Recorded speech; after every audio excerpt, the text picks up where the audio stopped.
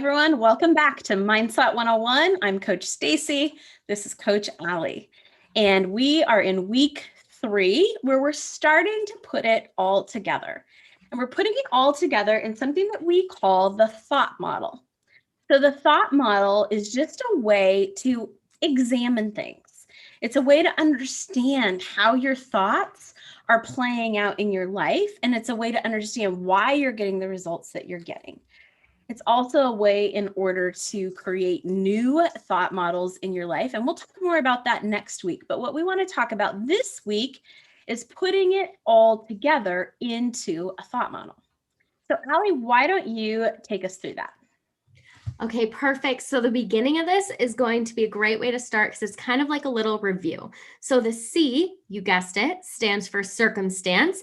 And remember, a circumstance is a fact, right? Anything that everybody agrees upon. So let's go with the same one we've been talking about the last few weeks, a back handspring back layout on beam. So a beam series. You can have hundreds of thousands of thoughts about this back handspring back layout. And so the T line is going to be our thoughts.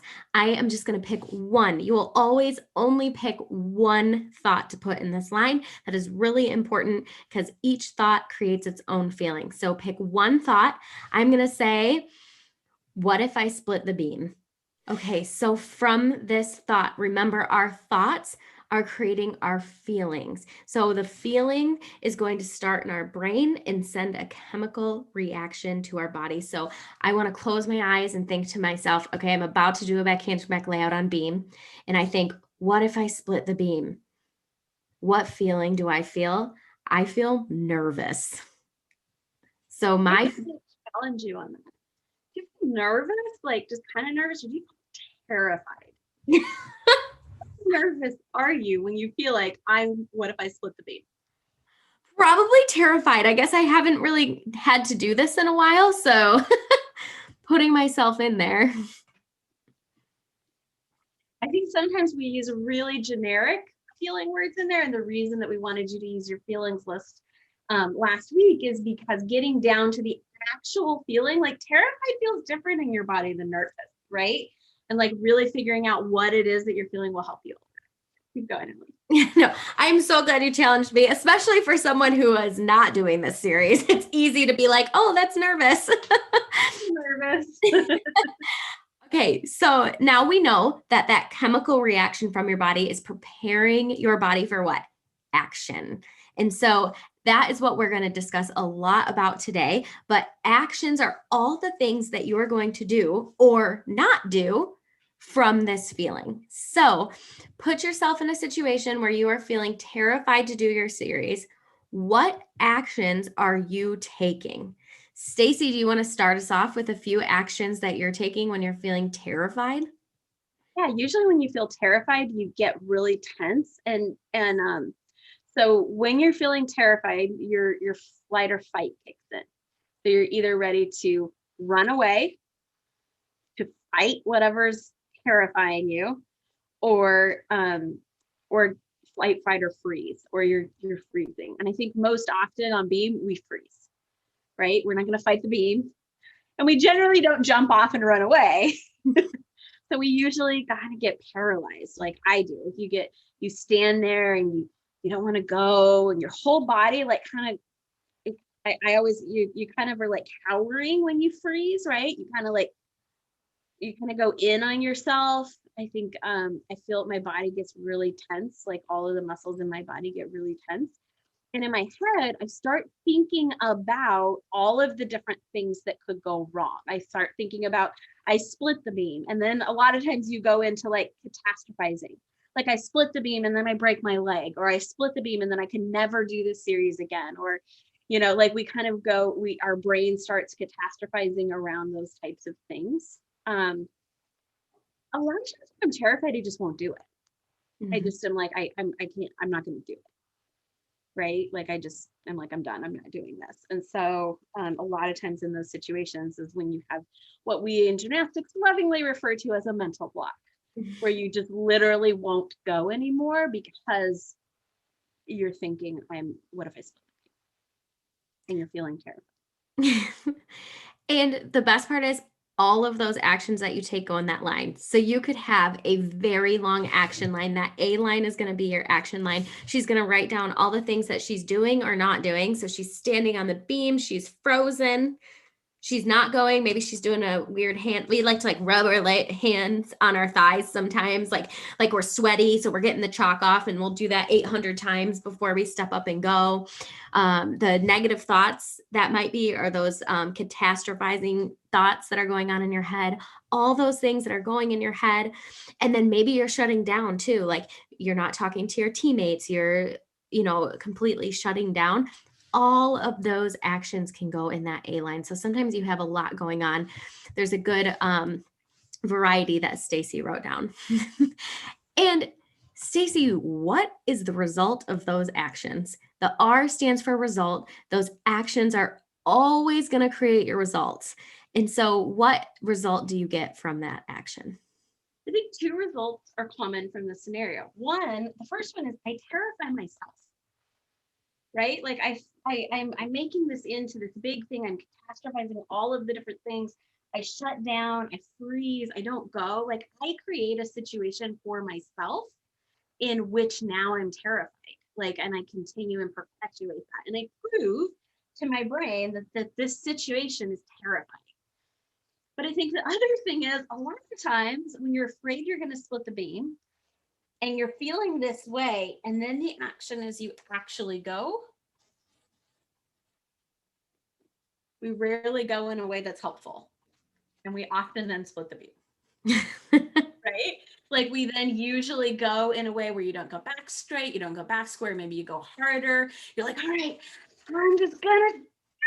And you like throw way harder than you normally would. And when you're going out of this terrified feeling and you actually go, then that's when you're way more likely to actually have an accident or fall or do whatever might happen, because you kind of create that for yourself. But at the very least, even if you make it in this result, you have a terrifying experience. And the experience of going for your series is really unpleasant. And so how this plays out is I love looking at the model as a whole, because many times you guys still think, no, my back handspring back layout on beam is terrifying. But remember, the back handspring back layout isn't what's making you feel terrified. It is your thought, what if I split the beam, that's making you feel terrified. And why do we know this? Because every single person in the entire universe isn't terrified. Do you think Simone Biles is like terrified of her back handspring back layout all the time? Maybe she is, maybe she isn't, but I'm guessing no. Okay.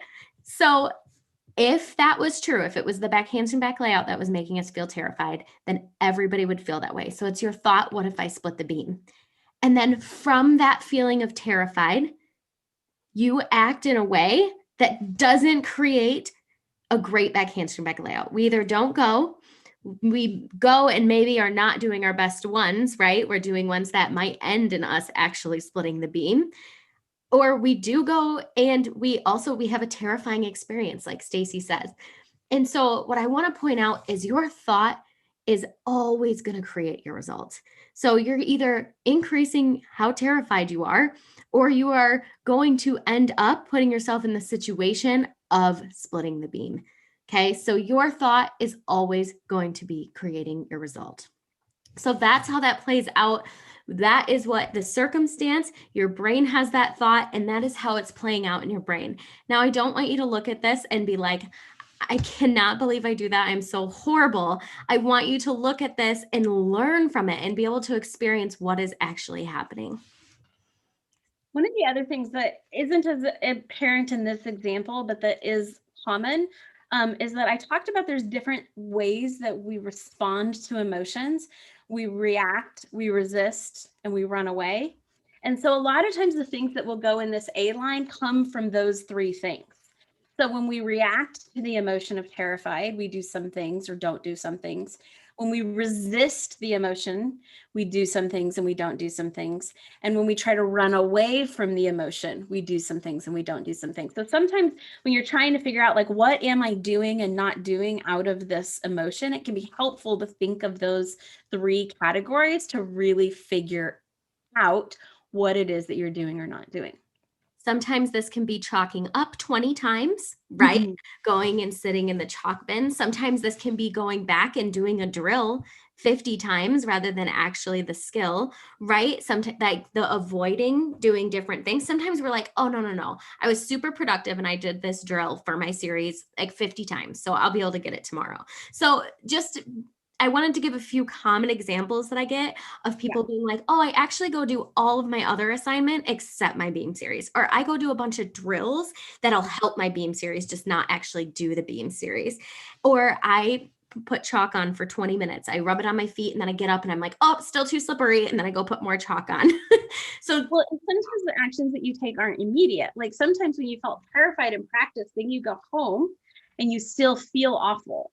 And so then you do things to try to produce dopamine to feel better, like you eat candy or ice cream because that literally gives you a dopamine rush, or you watch social media, or you go buy something, you do something, um, you do something that's going to release, you do a concentrated emotional experience or a concentrated substance that will give you this happy release, and you run away from the feeling later on.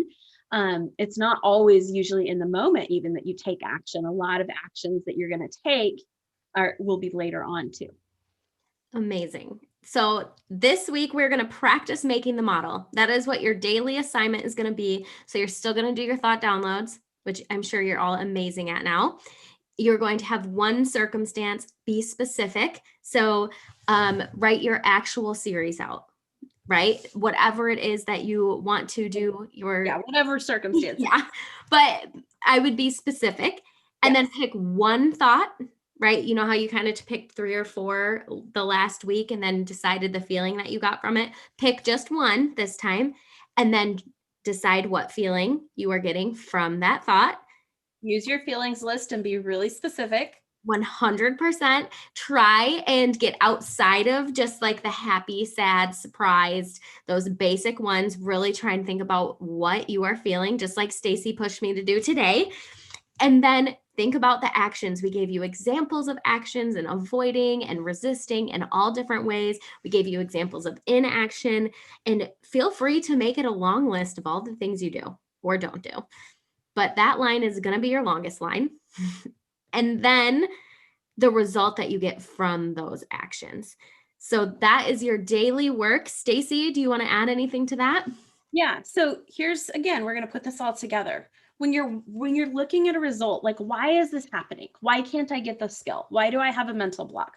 Or maybe my result is the goal. I really want to be able to, place first at state. Like, whatever the result that you want it to be, you're going to look and see why you're getting your current result based on your current thoughts, feelings, and actions.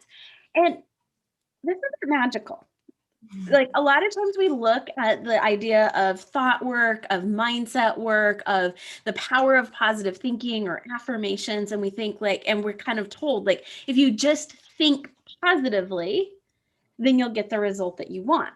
But we get the result because of the actions that we take. We take the actions because of how we feel, and we feel something because of what we're thinking.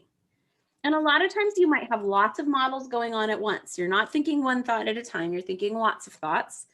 But this is what's happening, and taking and observing and learning what's happening is super important. But the most important part is understanding that the reason you're getting your result is because of the things that you're doing and you're not doing. And that's important. And the reason that the thought is important is because that's where it starts. But this isn't like this, like, hocus pocus magical thing that if I start thinking something good, then just magically I'll have a different result. It's because you start feeling something different. And when you start feeling something different, you start taking different actions, or you start taking the same actions from a different energy, a different place. And so then you get a different result or a different experience of it. It's going to take a little while before you get these models kind of crafted through it. I mean, there's still lots of times where I'm like, I don't know what my result is. Didn't actually mean to throw that, but that was about exactly how I feel sometimes when I'm doing this. So it's okay. Just do your best. Take some of those thoughts that you have and try to unpack them. If you did your thought download around a specific circumstance, then take one of those. Or sometimes, like if you just do a general thought download, then you're going to figure out what was the actual circumstance that I thought that about, and get really neutral, really specific in your C line so that then you can focus your model. Try right now while you're learning not to do these around really big topics.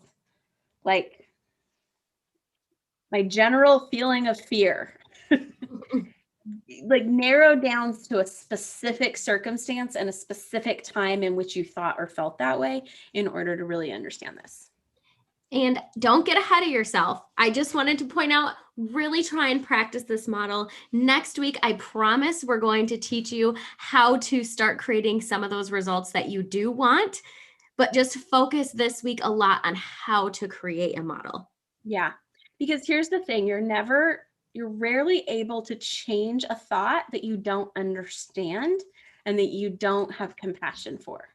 And so you have to go through the process first of understanding a thought, how you're feeling with it, how it's playing out in your life, and sit in it and feel for yourself in it and feel the compassion.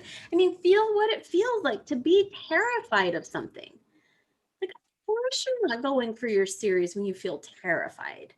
Like, have compassion for that. And when you're able to see how it plays out and then you're able to have compassion for it, only then will you be able to actually change it. And so you've got to do this work first before we can move on to the next step. All right. We will see you next week. Do your daily work. Make sure that you are getting coached, and we can't wait to finish this off with you next week. Bye. Bye.